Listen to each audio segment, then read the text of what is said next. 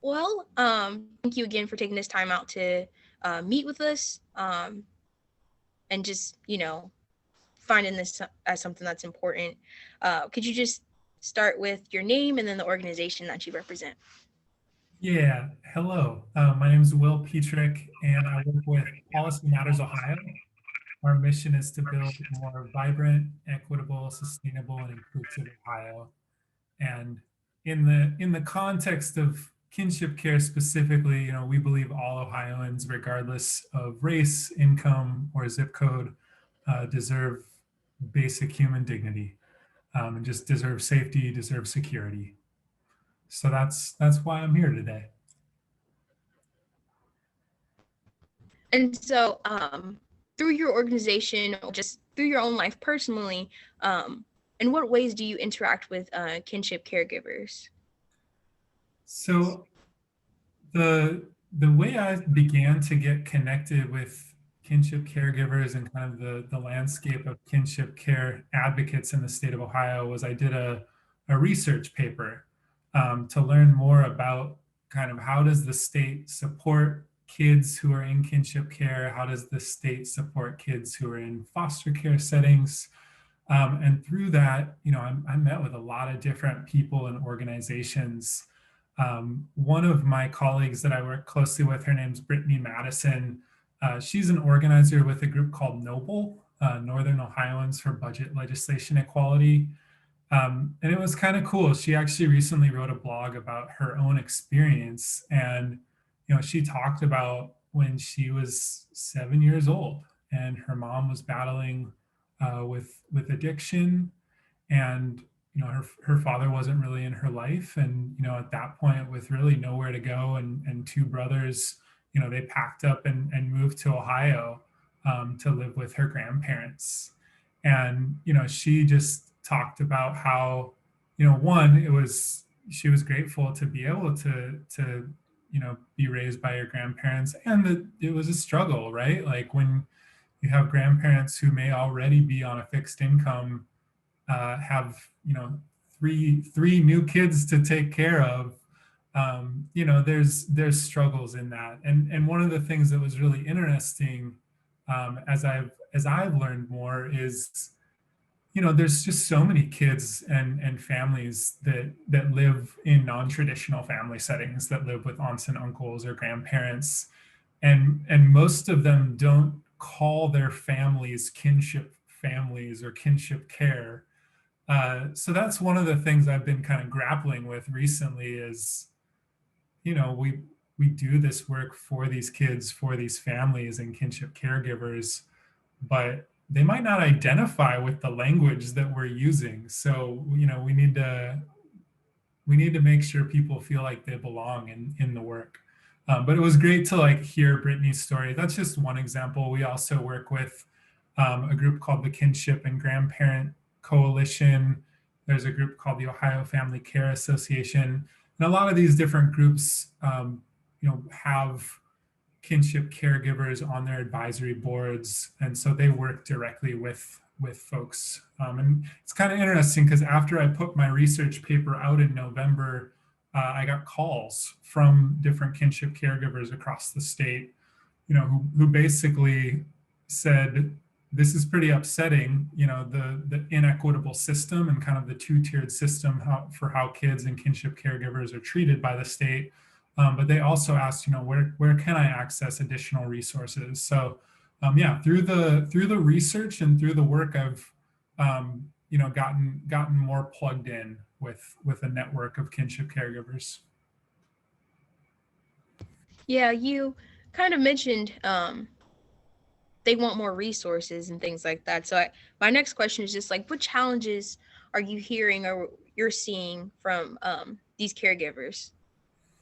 Yeah, so I mean, I think it's first important to understand that sometimes in these situations, uh, there's a whole process where a child goes through the county courts and is placed with the child welfare agency that then tries to figure out a family member or a kinship caregiver, or places them with a licensed foster family. So I think it's important for people to really understand, like, one, this is a traumatic moment for kids, to be separated from their caregiver, from their biological parent, their mom or dad. And oftentimes, whereas foster care parents, go through training, get licensed, kind of make this active decision of, I want to be a foster parent. Um, in kinship settings, it's oftentimes like one moment Yeah. you're living as a grandma, and then the next moment you're like, can you take care of these kids? And it's unexpected. And so I think in terms of like some of the challenges that we've heard from caregivers, so many older adults are on a fixed income. Maybe they're on Social Security, but are no longer employed. And so they have maybe Medicare to provide for their own health. They might have Social Security to keep paying the rent. But if there's additional kids that they're asked to take care of, or that they want to take care of out of love, right? That takes resources. And Hmm. so I think a lot of kinship families and grandparents do struggle with just, having the resources to pay for the basics, things like food, things like paying the rent, um, you know, child care for kids, or health care, or even like supplies for school. Like during Yeah. the pandemic, not all older adults say have a computer or even have internet access. Right. So there are a lot of different challenges, and a lot of them, again, are connected back to resources and support. Yeah, that definitely makes sense. And that's even a new layer with the pandemic. I wasn't even considering internet and um, technological education or literacy to know how to work that. Oh yeah, totally. It's like a lot of older adults are less tech savvy. And Hmm. even people my age that have kids, and they're doing, schooling from home. It's challenging. It's Hmm. it's difficult to, know all the both the technology, but also it's like you're having a new responsibility of like, all right, it's time for school, like get in front of this computer screen. So yeah, there are a lot of new challenges with the pandemic, and even before the pandemic, a lot of these kinship families struggled. Yeah. You spoke to some of the ways that financial support would be helpful. Could you just describe how uh, more financial support from the state is necessary and how that help the caregivers? Yeah. So, I mean, I think the more financial support is necessary. One, because there's actually a lawsuit that said Ohio is actually not complying with federal Mm. law. And so kids have a right, kids who are placed with kin have a right to the same level of support as kids in foster care settings. Yeah. And so right now, Ohio basically has a two-tiered system where kids placed with a foster family get generally more resources and support. So like a monthly payment of $600 or more. Hmm. Whereas if that child is with a kinship family, with a grandparent or an aunt or uncle, the state is providing roughly $300 a month. So we know that kids actually do well when they stay with family, when they have that identity and that support from family. But one of the reasons why, this is so important is like these kids and these kinship caregivers deserve more support. So the current two-tiered system is inequitable, it's unfair. But going back to like what are those financial needs? It's everything from being able to put food on the table. So it's like food and nutrition. It's paying the rent, paying for utilities, the heating bill, the internet if you have the internet. Um, Hmm. it's basics for supporting a child. Yeah, that makes sense. Even when you get three new kids, and you're in a one bedroom because it was just you, that kind of thing. Now you have to create space for more children and Yeah. factor in like how much that'll cost, and maybe if you get like a new apartment, that kind of thing. Yeah.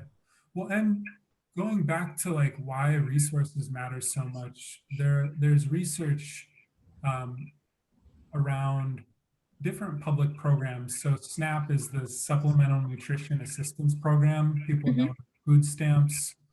There's another program called cash assistance. But what the research shows is kids who do experience deep poverty, who live with hunger, who struggle, with maybe unstable housing, their outcomes are worse than their peers that have those basic supports. So Yeah. it impacts their health. It impacts their school outcomes. So if you're a kid and you're hungry at school, you're going to have a more difficult time like engaging and paying attention at school because you're hungry. Right. Um, and similarly, if your housing is not stable, you have you're renting and living at one place, and then in 6 months you live in another place. That impacts the stability for a child. They might have to go to another classroom or a different teacher, and so all of that impacts learning and growth. And we also see that it actually can impact health outcomes as well. So just providing kids and families with like basic necessities, basic resources to provide for family well-being, is really critical for the future of our kids. Yeah, those who are low income shouldn't have to suffer, because they can't meet the basic needs. Yeah. Um, my last question, I just wanted to ask: do you have anything else you'd like to say to any of the legislators? Well, I just, one, hope that lawmakers keep that overall mission in mind of, we want dignity for all kids and families. We want safety, security, and stability, and the state has a role to play. And right now, the state is not providing the same level of resources and support for kids in kinship settings. And so, there was a recent law that was passed to try to address this, but it ultimately didn't accomplish what's really needed for kids and family. It's still a two-tiered system. It's still unfair and inadequate. And so, I think in terms of lawmakers, I hope they really center kinship families and kids who are in kinship settings and really listen and understand their needs and respond to it, right? Like the state legislature over the last 15 years or so has uh, basically redistributed resources to the most wealthy. So like over the last 15 years, there's been tax cuts and tax giveaways, and the wealthiest 1% is now taking home over $40,000 each year. And Mm, it's like, that's over 1 year, that's over $1 billion. And that's a priority, that's a choice that lawmakers are making. And so while they've helped and supported folks who are very wealthy and don't necessarily need those resources, there mm-hmm. has been a neglect of these kids and these kinship families.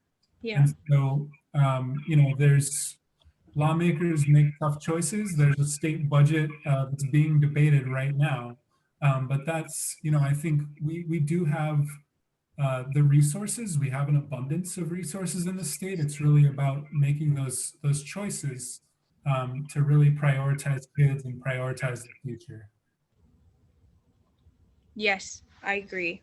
Uh, helping low income families, helping the less fortunate, it should be a top priority because, like you said, we don't want it to just be 1%, um, that Yeah. are at that level.